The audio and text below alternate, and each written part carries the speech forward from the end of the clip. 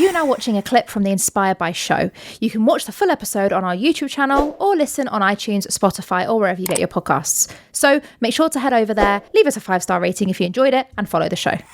Spencer, you mentioned there it wasn't a big thing for you didn't have a vision of having this, being an incredible entrepreneur. You were never in that way thought. And you mentioned something that you learned as you went along.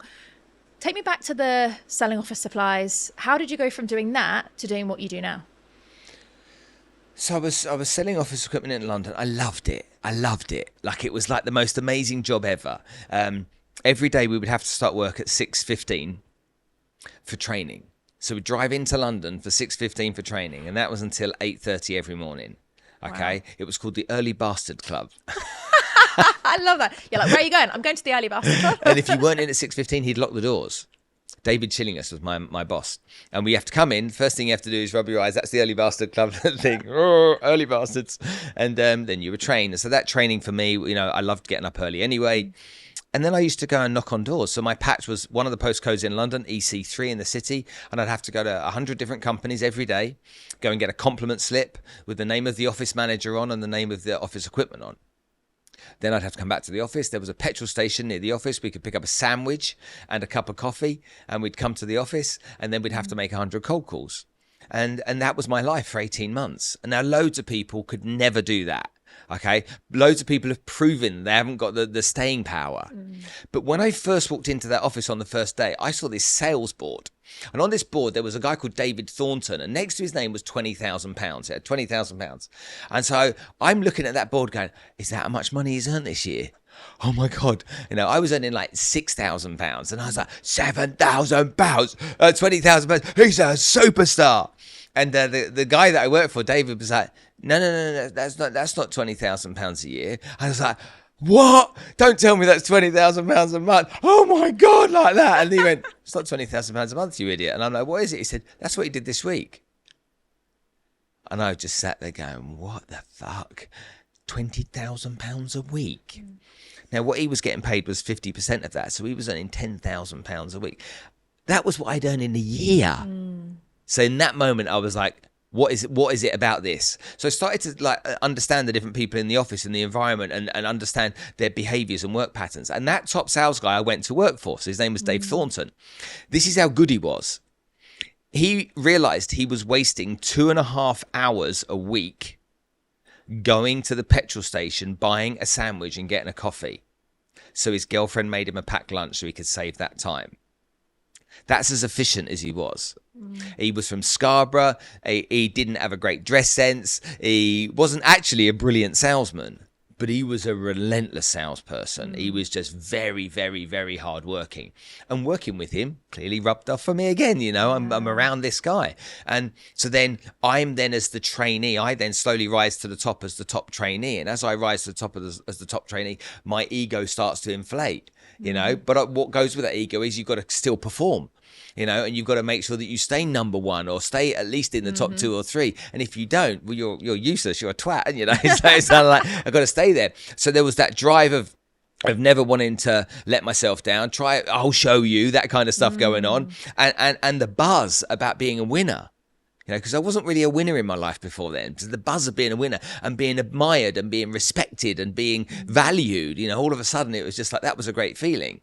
And so that was such an important part of my life. And it was probably where I learned everything about selling that there was to learn. B2B sales in office equipment's challenging, man. It's not an easy game.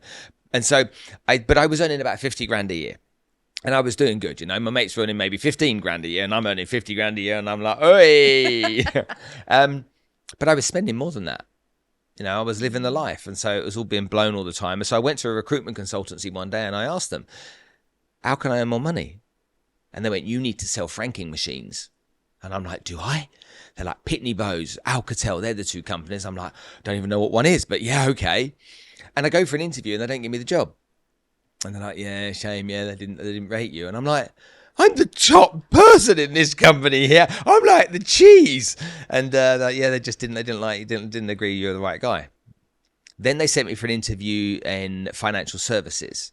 And I went all the way up to Ipswich to a place called Dallinghoo. I was interviewed by this lady called Bryony.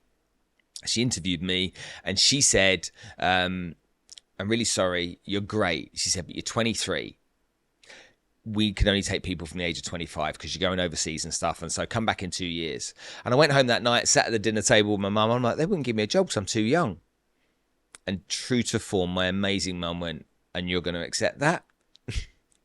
And I went, what? She went, you're going to let them tell you that you're too young? Really? I'll show you. Okay. Came out again. Next day, I drove back up there and I waited for 4 hours for the boss to come. Kevin Mudd. And I just sat and waited. And eventually he came and he's like, why are you here? And I'm like, your recruiter won't give me a job because I'm too young and I believe I can do it. And I just want a chance. What have I got to do?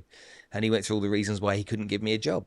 And at the same time, by some bizarre coincidence, twist of fate, whatever you want to call it, my grandfather was in hospital after suffering a stroke. His father was in exactly the same hospital after having a heart attack. And we went to the hospital together. And on the way to the hospital, he said to me, you got 2 weeks, got to get yourself to Hong Kong. Get yourself sorted out. I'll see you in Hong Kong in 2 weeks. And that's how it started for me in financial services.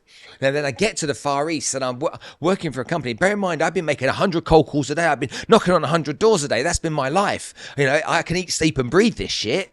And then I get on the phone and start cold calling people about financial services. And people are like, oh, yeah, okay, yeah, come and see me. And I'm like, on my first day in the office, now bear in mind, I'd never made more than maybe 3 or 4 appointments in a day on the phone selling copiers.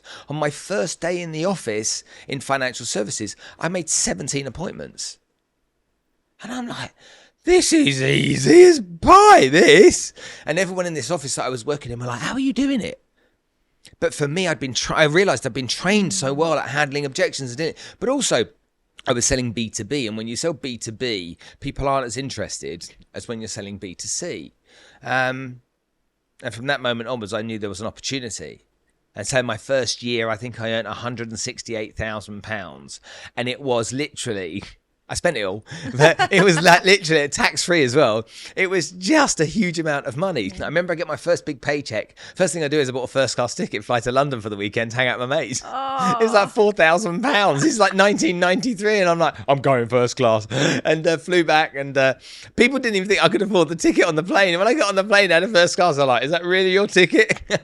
Yeah, I remember that so clearly. And then second year, 300, third year, 400, fifth year, 500. And I started to make bigger and bigger and bigger money. And so the ego went up and up and up and up. My success became higher and higher and higher. I became more and more valuable in the industry. I became the top person in the world at what I was doing. And I had this huge ego. I had thousands of employees. I thought my shit didn't stink. But I thought I'd made it. And Spencer, question for you, and this, I'm quite raw and real and very direct, so do say if you don't feel comfortable sharing too much here, but I'm a massive believer in what comes up must go down. And one of the things that I've noticed is every time I've achieved something in my life, something hits if I haven't built the structure to withstand it. Have you ever had those moments when you're at those highs, you said you've got this ego and you've got these amazing employees, where it came down?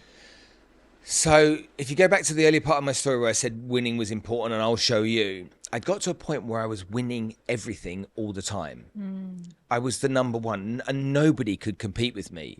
People dare try. And, you know, the beginning of the year, everything went to zero. And there was a couple of times where people came out of the blocks faster than me in the first month. Second month, they were still ahead of me. But by the third month, by the end of the quarter, they'd given up because I'd destroyed them. And so I was in my mind unbeatable. But what came with that, okay, was a lot of damage to me, because then being unbeatable meant I became a bit of a renegade, became a bit of a terrorist, you know, I became a bit of a saboteur, not for just myself, for others too. And so I started to cause problems because I needed some form of variety in my life. So I needed some energy, and, you know, always winning was no energy. And that's when, you know, the big change, which the story's been told many times, happened in my life. And that's where I came down at that place then. I don't think you always come down from going up. I think what you do the first couple of times, I think you do. I think after that you learn that what you've done isn't sensible. And if you don't take those lessons, then that just makes you foolish. And I'd like not to think I'm foolish. Yeah. When you met those lessons, how did you continue to want to grow without the fear of that low or down or heaviness coming back? Well, I got fired. So literally, there was 3 shareholders in a business that we'd grown from nothing to 75 countries around the world, thousands of employees, 16 years of my life. But because I became such a pain in the ass, it was like one of us had to go. And clearly it was going to be me. And there's a horrible story around it, to be honest with you, because rather than do it where you sit down around the table and work sensibly through it, there was a campaign that was set against me. My kids were followed, private investigators taking photos, there was bullets sent in the post, there was setups done, all kinds of stuff was done. People followed me, or like really weird stuff. And I knew exactly who it was, and the person, if he ever listens to it, he knows exactly what he did. And I hated him at the time for it, hated him for doing it to me, but it was his way of trying to get me out of the picture. And I look back on it now and probably, I deserved to be put out of the picture anyway. So I'm not going to portion the blame onto somebody else. But that sent me into a very dark place, because I was paid for a year not to work. So I was on gardening leave for a year. And at first that was a great idea. But what happened is I got fired. We agreed the settlement. 2 days later, I'd had spinal surgery 6 months earlier. 2 days later, I got a call from the hospital saying, we've done your MRIs and I checked your MRIs again and the operation's failed. You need to have it again.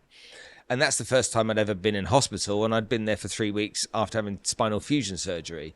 So that was a real blow to me as well. And then my partner of 7 years, 2 days later, said, don't want to be here anymore. And so I had these 3 things happen in the space of a week. And then this gardening leave. And so I just went, remember what I said at the beginning, anxiety, sitting around not doing anything. I was paid not to work. And so I went deeper and deeper and deeper and deeper into depression, because not only couldn't I work, all of the people in the company for years had been my family. I lived all over the world. I've lived in 10 countries. And so I don't have a great friendship network outside of work. And none of them were allowed to talk to me. So all these people that I thought were friends of mine, even the wives couldn't talk to my other half and all that kind of stuff. And it was just like, it was horrific. Put me into a dark place, put me into a depression, took me into a suicidal place. And other people have been on that journey too. And that's where it sent me. And it probably took 6, maybe 8, I don't know exactly, because it's not a black and white thing, years to recover. And all the way through that period, I didn't know who I was. I was just lost and empty, and would work on something and try and get energized by it, and it meant nothing, and it was valuable. And then I got my mojo back, and I started to build my businesses that I own now. And as I built those, I was just like, I don't want to do this.